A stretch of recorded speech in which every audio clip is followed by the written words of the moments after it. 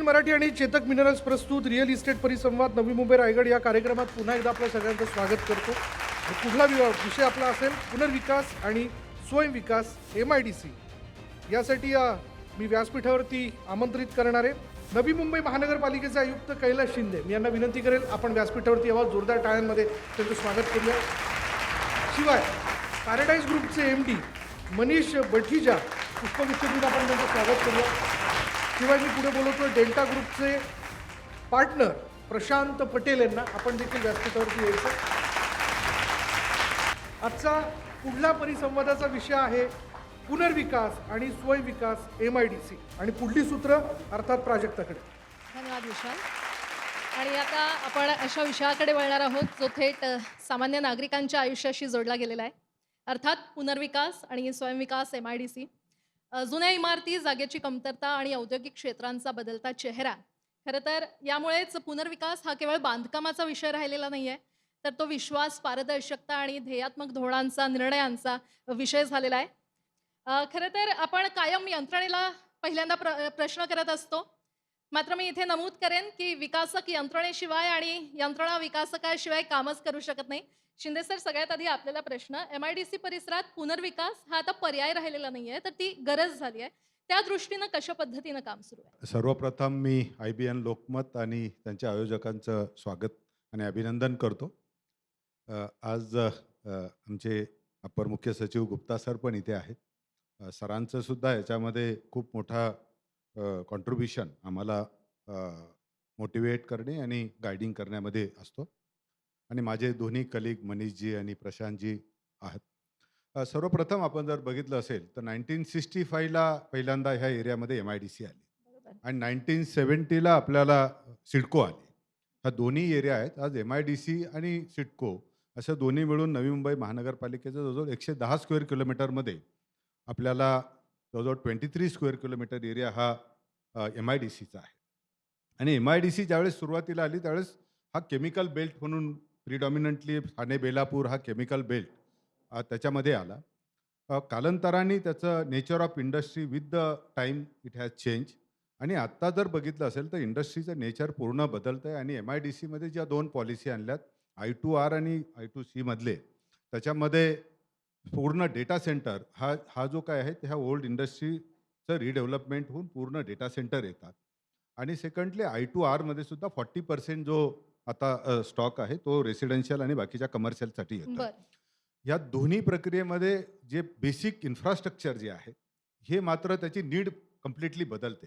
Previously फक्त road transport हा एक मेजर होता, परंतु आता ज्यावेळेस डेटा सेंटर येते तर डेटा सेंटरमध्ये दोन रिक्वायरमेंट, मेजर रिक्वायरमेंट एक येते की इलेक्ट्रिसिटी, कारण खूप हेवी इलेक्ट्रिसिटी कन्झम्पशन त्याच्यामध्ये होणार आहे. आणि सेकंड जो आहे तर आपल्याला वॉटर सप्लायचं पण आहे, कारण खूप मोठ्या प्रमाणात कूलिंग सिस्टीम या डेटासाठी लागणार आहे. तर पहिला जो आहे तो ऑलरेडी महाराष्ट्र गव्हर्नमेंटने MSDCLनी त्यांना प्रॉमिस केलं आहे, त्यामुळे तो आपल्याला इलेक्ट्रिसिटी तर मोठ्या प्रमाणात येते. पण वॉटर सप्लायच्या बाबत जर बघितलं असेल तर वॉटर सप्लायमध्ये आत्ता हा क्रिटिकल फेज आहे. आणि हा क्रिटिकल फेज असताना नवी मुंबई महानगरपालिकेबरोबर आता त्यांचे MIDCचे एक इंडिपेंडंट ॲग्रीमेंट झाले, ते आम्ही ट्रीटेड वॉटर त्यांना सप्लाय करतोय. आणि इंडिपेंडंटली इंडस्ट्री असोसिएशनसुद्धा आमच्याशी नवी मुंबई महानगरपालिकेशी ॲग्रीमेंट करून त्यांना मोठ्या प्रमाणात ट्रीटेड वॉटर, मला वाटतं की ह्या सिटीमध्ये मॅक्झिमम ट्रीटेड वॉटर 40% रियूज आपण ट्रीटेड वॉटरचा करतो. नवी मुंबईमध्ये आज जे 450 MLDचं कन्झम्पशन होतं, 4 MLDचे STP आज इन्स्टॉल्ड आहेत. कलेक्शन जवळजवळ 310 to 20 स्क्वेअर MLDचं होतं. आणि याच्यापैकी ऑलमोस्ट 100% तर ट्रीट होतात, परंतु याच्यापैकी ऑलमोस्ट 40-45% हे आपल्याला थर्शरी ट्रीटेड वॉटर आपल्याला मिळणार आहे. त्याच्या व्यतिरिक्त आपल्याला रोड इन्फ्रास्ट्रक्चर हा मेजर आपल्याला एक चॅलेंज आहे. रोड इन्फ्रास्ट्रक्चर सुद्धा इम्प्रूव्हमेंटचं काम MIDC आणि नवी मुंबई महानगरपालिकेकडून होतं. तिसरा अजून एक महत्त्वाचा भाग आहे की आपल्याला जरी असं दिसत असेल की ह्या 23 स्क्वेअर किलोमीटरमध्ये फक्त इंडस्ट्रीज आहेत, असं नाही आहे. तर ऑलमोस्ट 180 हेक्टरवर या स्लम्स आहे. बरोबर. आणि ह्या स्लमचं सुद्धा रिडेव्हलपमेंट करण्याचं आता याच्यामध्ये आहेत, आमच्या नियोजनामध्ये आहेत. आम्ही ऑलरेडी URSसाठी त्याची प्रोव्हिजन तयार केली आणि ही नवी मुंबई शहर हे स्लम फ्री सिटी असावं, हा एक त्याच्यामधला आमच्या पुढे एक चॅलेंज आहे. त्याचंही आपण काम सुरू केलेलं आहे. मला वाटतं प्रश्न जसे पुढे येतील त्याच्यावर मी आपल्याला हां, निश्चितपणे तुम्ही हा आणखीन मुद्दा बोलेन. उपस्थित केला त्यावर मी प्रश्न विचारणारच आहे. मात्र बाकीचे सर प्रशासनाची बाजू आपण एक ऐकतो. पण तुम्ही स्वतः फील्डवर काम करता प्रत्यक्षात उतरून तुम्हाला काय अडी-अडचणी येतात? काय नियम आहेत जे कठोर वाटतायत किंवा काही बदल असे असावेत जे तुम्हाला वाटतायत की करावे प्रशासनानं? फर्स्ट ऑफ ऑल न्यूज़ 18 और यहाँ आए सभी का बहुत धन्यवाद to create this platform to understand each other. ये कठिनाइयाँ तो हमेशा से हर सिटी में रही है, फिर भी नवी मुंबई म्यूनिसिपल कॉरपोरेशन सिडको का एक बहुत अच्छा रोल रहा है। लेकिन एमआईडीसी एक नया सेगमेंट है जिसके अंदर जस्ट अभी पॉलिसी बदली है, लेकिन उसके लिए जो इंफ्रास्ट्रक्चर है वो हम एक्सपेक्ट करते हैं नवी मुंबई म्यूनिसिपल कॉरपोरेशन से, क्योंकि जो पहले के रोड्स है, ड्रेनेज है, ये तो पहले यहाँ के प्रोजेक्ट, यहाँ की जो ऑलरेडी पॉलिसीज़ है उसी के हिसाब से डिज़ाइन किया हुआ है। लेकिन जो कन्वर्शन हुई है रेसिडेंशियल और इंडस्ट्रियल जोन के अंदर रेसिडेंशियल भी अलाउ किया गया है। तो कई सारे एस्पेक्ट्स हैं, लोग तो घर खरीद रहे हैं, हम मार्केटिंग कर रहे हैं, लोगों को विश्वास है कि पैराडाइज या डेल्टा या और कोई भी बिल्डर अगर प्रोजेक्ट लॉन्च कर रहा है तो अच्छा बनेगा। लेकिन हमारी डिपेंडेंसी पूरी कॉरपोरेशन पे, गवर्नमेंट पे, यूडी पे, कई चीज़ों पे है। बाहर की पॉलिसीज़ क्लियर हुई है कि एफएसआई मिल गई है और हम बेच भी रहे हैं, बना भी रहे हैं, अप्रूवल भी आ रहे हैं। लेकिन आगे का उसके लिए जो इंफ्रास्ट्रक्चर एमएससीबी का है, वाटर का है, उसके तरफ मैं चाहूँगा कि ऑलरेडी सर तो कैलाश चंडे सर पहले सिडको में जॉइंट एमडी भी रहे हैं। सो उन्होंने वहाँ पर भी वाटर ट्रीटमेंट को, वाटर प्रोसेस को लेके कई सारी डैम्स और गवर्नमेंट के साथ मिलके प्रोसेस किया है। मैं चाहूँगा कि इस तरफ भी एमआईडीसी का है, तरफ ऑलरेडी उनका ध्यान होगा, लेकिन और देखें क्योंकि कई सारे प्रोजेक्ट्स 1.5-2 साल में ओसी होने वाले हैं और मैं चाहता हूँ कि पब्लिक उसको सफ़र नहीं करे। पब्लिक भरोसा करती है सिडको पे, कॉरपोरेशन पे, हम पे, तो हम उससे पहले वहाँ पर पानी का और इलेक्ट्रिसिटी का, ड्रेनेज का अपग्रेडेशन जो भी करना है उसको कर सकें। Thank you. बरं. प्रशांत सर तुम्हाला निश्चितच या मुद्द्याला तर टाळ्यांची गरज आहे. तुम्हाला एक प्रश्न, रेरा आणि इतर नियमांमुळे काय या प्रक्रियेमध्ये पारदर्शकता आलेली आहे किंवा काय चेंज झालाय असं तुम्हाला वाटतं? रेरा आने के बाद काफ़ी सारा ट्रांसपेरेंसी कस्टमर और बिल्डर के बीच में आ गया है। पहले बहुत सारी प्रॉब्लम ऐसी होती थी कि डेवलपर कंस्ट्रक्शन कर रहा है, कभी पूरा होगा और कस्टमर्स उस पे बिलीव कभी करता था, कभी नहीं करता था। बट रेरा आने के बाद में कस्टमर्स भी काफ़ी कॉन्फिडेंट हुआ है डेवलपर के ऊपर कि लाइक ये डेवलपर या जो भी नवी मुंबई के डेवलपर्स है वो समय के ऊपर उनको डिलीवरी देंगे और जो भी उनको प्रॉमिस किए वो फुलफिल करेंगे। सो ओवरऑल रेरा आने के बाद में मार्केट में काफ़ी अच्छा पॉजिटिव वाइब आया है। कैलास सर तुम्ही मगाशी मुद्दे उपस्थित करत होतात. तुम्ही खरं तर आकडे देत होतात.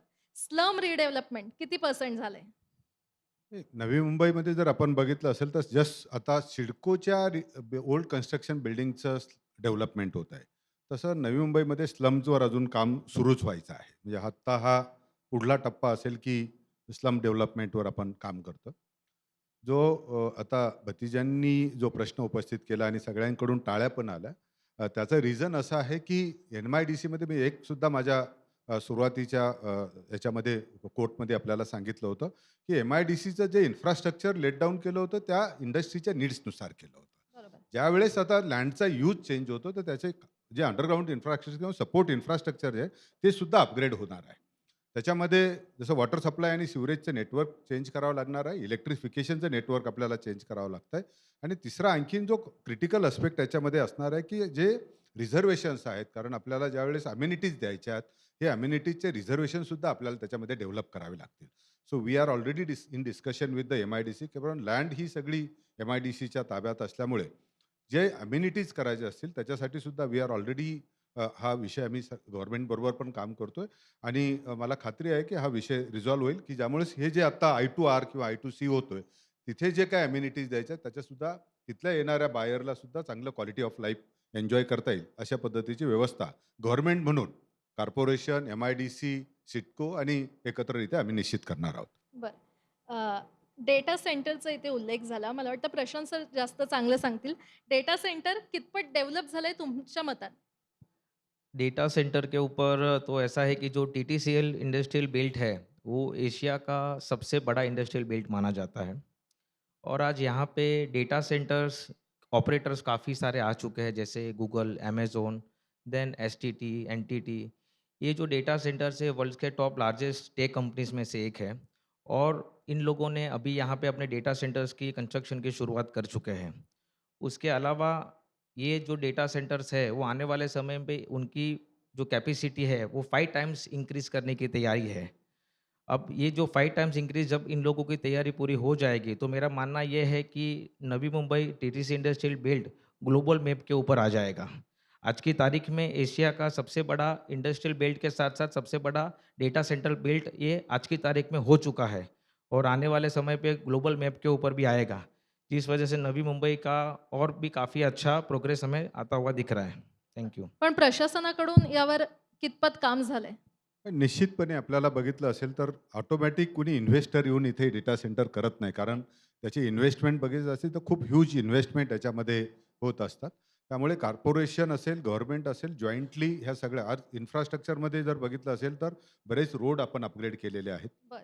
ब्रिजेस आपण नवीन आता इवन ठाणे बेलापूर रोडचं पूर्ण अपग्रेडेशन आता 250 कोटीचं काम आम्ही अवॉर्ड केलं आहे. 3 ब्रिजेस त्याच्यावर घेतोय. ऑलरेडी आपण सबर्बन कॉरिडॉर त्याच्यावर आपल्याला ऑपरेटिंग आहे. त्यामुळे ट्रान्सपोर्ट कॉरिडॉर आहे, जो सपोर्ट सिस्टम आहे, रोड इन्फ्रास्ट्रक्चर अपग्रेडेशनचं आहे आणि जसं मी आधी पण सांगितलं की सिवरेज नेटवर्क हे सुद्धा अपग्रेडेशनचं काम सुरू आहे. तो जो काही सपोर्ट फिजिकल इन्फ्रास्ट्रक्चर आणि सोशल इन्फ्रास्ट्रक्चर हे पुरवण्याची जबाबदारी ॲज अ इन्स्टिट्यूशन म्हणून कॉर्पोरेशन MIDC यांनी आमची जॉईंटली आहे and we are working on it. Navi Mumbai की जो पहले बसी हुई सिटीज़ है जैसे वाशी, नेरुल, बेलापुर, यहाँ पर लैंड बैंक सिडको के पास पहले से अवेलेबल कम रही है। लेकिन फॉर्चुनेटली महाराष्ट्र गवर्नमेंट से, यूडी से बहुत अच्छी पॉलिसीज़ आने की वजह से रीडेवलपमेंट अभी फिजिबल हुआ है और रीडेवलपमेंट मुंबई में भी कई हद पे बहुत ही वॉल्यूम में चालू है। लेकिन नवी मुंबई और मुंबई के इसमें सबसे बड़ी एक प्लस पॉइंट है कि हमें बहुत अच्छा क्लियर टाइटल रीडेवलपमेंट में लैंड मिलता है। तो यहाँ सबसे इजी चीज़ जो है सिडको से दिए हुए प्लॉट्स है, सिडको की बनाई हुई बिल्डिंग्स है, जहाँ टाइटल का 7/12 का किसी तरीके का कोई इशू नहीं है। तो जो फर्स्ट स्टेप है रीडेवलपमेंट में वो नवी मुंबई में ऑलरेडी क्लियर्ड है। चाहे बिल्डर कोई भी हो, सोसाइटी कोई भी हो, तो जो सबसे बड़ी चैलेंज है वो हमारे सामने नहीं है। पर दूसरी ग्राउंड रियलिटी पे एक चैलेंज है कि लोगों की एक्सपेक्टेशंस जो दिन ब दिन, क्योंकि जो रीडेवलपमेंट में सोसाइटीज़ दे रही है वो एक आम जनता है, आम पब्लिक है। बरोबर. उन्हें सोमवार को आप जो ट्रेन करोगे वो बोलेंगे, मंगलवार को और कोई आके दूसरा ट्रेन करेगा वो बोलेंगे। तो उनकी एक्सपेक्टेशंस को समझना और ज़रूरी नहीं है उस एक्सपेक्टेशन पे अपन खड़े उतरना। जो रियलिटी है हर बिल्डर को समझ के उनको कमिटमेंट करना, क्योंकि ये कमिटमेंट आप किसी एक आदमी से नहीं, एक परिवार से कर रहे हो। 100 परिवार, 200 परिवार, वो हमारे भरोसे के ऊपर अपना घर छोड़ के बेघर होके कहीं पर रेंट पे जाएँगे। हम रेंट देंगे, पर rent is not a problem. आज किसी के घर पे कोई रहेगा, उसको फ्लैट बेचना है, फिर वो उसको बोलेगा खाली करो, अभी दूसरी जगह जाओ। बिल्डर रेंट देगा, लेकिन कितने साल तक वो लोग बेघर रहेंगे। तो ये हर बिल्डर को, इवन मैं खुद को भी बोलता हूँ कि कमिटमेंट करने के टाइम हमें काम मिले या नहीं मिले, हमें सोचने का है कि हम कई सारे बच्चे, लेडीज़, कई परिवारों को कुछ कमिटमेंट करने जा रहे हैं, उनका घर खाली करवाने जा रहे हैं। उस ग्राउंड रियलिटी को समझ के, सच को समझ के रियल फिगर देना एक सबसे बड़ी चैलेंज है सबके लिए। कंपटीशन में आके मेरी कंपनी भी है, 600 एम्प्लॉई है, तो काम और चाहिए करके हम भी लालच रखते हैं कि, लेकिन उस लालच में कहीं पैर फिसल नहीं जाए, ये मैं खुद को भी समझाता हूँ और मेरे बाकी बिल्डर कलीग सभी यहाँ पर ग्राउंड रियलिटी से आए हैं। मैंने 1996 से सबके साथ काम किया है, यहाँ पर बैठे हुए 3 जनरेशन्स के साथ। लेकिन यहाँ के बिल्डर ग्राउंड रियलिटी से आए इसलिए ये चीज़ समझते हैं, मुझे समझाने की ज़रूरत नहीं, लेकिन सिर्फ मैंने मेरा वक्तव्य यहाँ पर रखा कि यही एक डिफ़िकल्टी है, बाकी कोई डिफ़िकल्टी नहीं है, क्योंकि सिडको का दिया हुआ टाइटल है। तो इससे बड़ा रीडेवलपमेंट में और कोई सपोर्ट हो नहीं सकता। और सबसे फ्रेंडली यहाँ पर हमारे अप्रूवल्स है, जो ईज़िली हो जाते हैं यूडीपीसीआर आने के बाद। और जहाँ भी कोई क्लियरिटी लगती है, कॉर्पोरेशन से, सिडको से यूडी में जाती है, इमीडिएट वहाँ से क्लियरिटी आ जाती है, अमेंडमेंट आ जाती है। तो इतना अच्छा सपोर्ट है, तो बाकी कोई difficulty I didn't feel in redevelopment. Thank you. बरं. खरं तर सपोर्ट आहे म्हणताय तुम्ही, कमिटमेंट तुम्ही देताय, डेव्हलपरकडून कमिटमेंट पण येते. पण बऱ्याचदा असं होतं, प्रशांत सर तुम्हाला प्रश्न, बऱ्याचदा असं होतं रिडेव्हलपमेंट साठी सोसायटी येते तुमच्याकडे, पण रहिवाशांचंच एकमत नसतं. मग अशावेळी प्रोजेक्ट थांबवावा लागतो? हाँ, कभी-कभार ऐसा होता है बिकॉज़ रीडेवलपमेंट में सभी मेंबर्स को एक साथ में एक प्लेटफ़ॉर्म के लेके आना थोड़ा मुश्किल होता है। बट मेरा उसमें यही कमेंट होता है कि जभी भी आप कोई रीडेवलपमेंट प्रोजेक्ट लेते हो, तो सभी मेंबर्स को एक ही बात सोचना चाहिए कि क्लियर ट्रांसपेरेंसी होनी चाहिए। आप जो भी उनको कमिटमेंट्स दे रहे हैं, वो उनको फुलफ़िल आपको करने चाहिए। उसके अलावा कभी-कभार ऐसा भी होता है कि बहुत सारे डिसीजन सोसाइटी में ऐसे हो जाते हैं तो मतभेद हो जाते हैं, तो उसके ऊपर भरोसा एक बहुत महत्वपूर्ण चीज़ है। यदि आप सभी मेंबर्स एक-दूसरे के साथ में भरोसे के साथ में आगे बढ़ेंगे, तो आपका ये जो रीडेवलपमेंट का प्रोजेक्ट का कंस्ट्रक्शन से लगा के कंप्लीट होने तक का जो सफ़र है, वो अच्छी तरीके से सफ़र पार हो जाएगा। बरं. कैलास सर, खरं तर आता एक नवीन ट्रेंड सुरू आहे. आपणच करू आपला विकास. हे ऐकायला जितकं छान वाटतंय, तितकंच प्रत्यक्षात उतरतंय? पण निश्चितपणे आपल्याला हा जो कॉन्सेप्ट आहे की सेल्फ रिडेव्हलपमेंटचा, बरोबर. ज्यावेळेस आपण स्वयं पुनर्विकास करतो तर त्याला खूप मोठी अम्ब्रेला सिस्टम, सपोर्ट सिस्टम आपल्याला तयार ठेवली पाहिजे. ज्यावेळेस फक्त जे काही नागरिक आहेत, रहिवासी आहेत, त्यांच्यामध्ये प्रॉपरली क्लिअर आणि अनअम्बिग्युअस इन्फॉर्मेशन ही सगळ्यात महत्त्वाची बाब असते. ती आम्हाला पोचवण्याचं आमच्या पुढे चॅलेंज असतं. कारण त्याच्यापुढे खूप चॅलेंजिंग, खूप अस्पायरेशन वाढवणाऱ्या माहिती त्यांच्यासमोर येत असतात आणि त्या ठेवून आपण ही अनअम्बिग्युअस आणि क्लिअर माहिती पोचवणे, याच्यासाठी आम्ही Navi Mumbai महानगरपालिकेमध्ये already self रिडेव्हलपमेंटचा sale सुरू केलेला आहे. त्याला आम्ही आणखीन एक्सपांड करतोय आणि याच्यामध्ये एक्सपांड करून जे नागरिकांचे काही प्रतिनिधी हे पण त्याच्यामध्ये आले पाहिजेत. म्हणजे त्यांना त्याच्यामुळे जास्त विश्वासार्हता आणखीन वाढेल. कारण बाकीचे बरोबर. जे त्यांचे डिस्कशनसाठी हा एक पार्ट झाला. सेकंड पार्ट जर बघितला असेल तर आपल्याला आम्ही आता मंजुरीसाठी ज्यावेळेस आपण म्हणतो की गव्हर्नमेंटमध्ये ईज ऑफ डुईंग बिझनेसमध्ये आम्ही खूप इम्प्रूव्हमेंट त्याच्यामध्ये होतात हं. आणि याच्यामध्ये आता एक कॉमन ॲप्लिकेशन फॉर्म सगळं आपण GIS लेअर सगळे एका लेअरवर आणतो. BPMSC बरोबर इंटिग्रेट होतात. त्यामुळे हायवेचे लेअर येतात, MSCBचं लेअर येतो, वॉटर सप्लाय आहे, सिवरेज आहे, इलेक्ट्रिफिकेशनचं नेटवर्क आहेत. वन क्लिकवर आपल्याला त्याचं पोटेन्शियल जनरेट करणार आहेत. डेव्हलपर असू द्या, कुणी खाजगी डेव्हलपर असू द्या, स्वयं पुनर्विकसन असू द्या, त्यांनासुद्धा तिथे किती FSI परमिसिबल आहेत, रोड विड्थ काय आहे, तिथली हाईट किती आहेत, ह्या सगळ्या गोष्टी वन क्लिकवर मिळणार आहेत. आणि व्हेरी सून आय थिंक एखाद्या 2 महिन्यामध्ये आम्ही वी आर ऑलरेडी सरांच्या मदतीमुळे आम्ही हे ऑलरेडी काम सुरू केलं आहे. त्यामुळं डेव्हलपमेंट साईडला, परमिशन साईडला खूप सिम्प्लिसिटी ही आता येणार आहे आणि येऊ घातली. बऱ्याच गोष्टीमध्ये आता बदल पण झाले. पण त्याच्याचबरोबर आपण जसं म्हटलं की हा सेल्फ रिडेव्हलपमेंटसाठी जोपर्यंत नागरिकांचा कॉन्फिडन्स आपण विन करणार नाहीत, हं. ऑथॉरिटी असतील आणि नागरिक, या दोन्हींचा कॉन्फिडन्स बिल्ड करणे ही सगळ्यात मोठी जबाबदारी आहे. आणि याच्यासाठी महानगरपालिका स्तरावर आम्ही पूर्णतः एक इंडिपेंडंट सेल सुरू केला आहे. त्याचं आणखीन स्ट्रेंथनिंग करतोय. त्याच्यामुळे मला खात्री आहे की मोठ्या प्रमाणात सेल्फ रिडेव्हलपमेंटसुद्धा याच्यामध्ये होईल. कारण सिडकोचे 1975 टू 1995 पर्यंतच्या सगळ्या बांधलेले स्ट्रक्चर आता बांधकामासाठी रिडेव्हलपमेंटसाठी पात्र ठरलेत. 30 वर्षाचा जो पिरियड आहे तो. आणि FSI आहेत, इन्सेंटिव्ह आहेत, लँड रेट खूप चांगले आहेत. त्यामुळे त्यांना चांगलं त्याच्यामधून निश्चितपणे ॲडिशनल एरिया पण मिळणार आहे आणि त्याच्यामधून इन्सेंटिव्ह FSI मार्फत रेव्हेन्यू पण मिळणार आहे. त्यामुळे ही जो विन विन सिच्युएशन गव्हर्नमेंटनी पूर्ण ऑलमोस्ट आता रिडेव्हलपमेंटमध्ये आपण 3 FSI आणि क्लस्टरमध्ये गेलं तर 4 FSI आपण तिथे देतो. याच्यापेक्षा आणखीन इन्सेंटिव्हाइज करण्याचं म्हणजे मला वाटत नाही की याच्या आणखीन गरज आहे.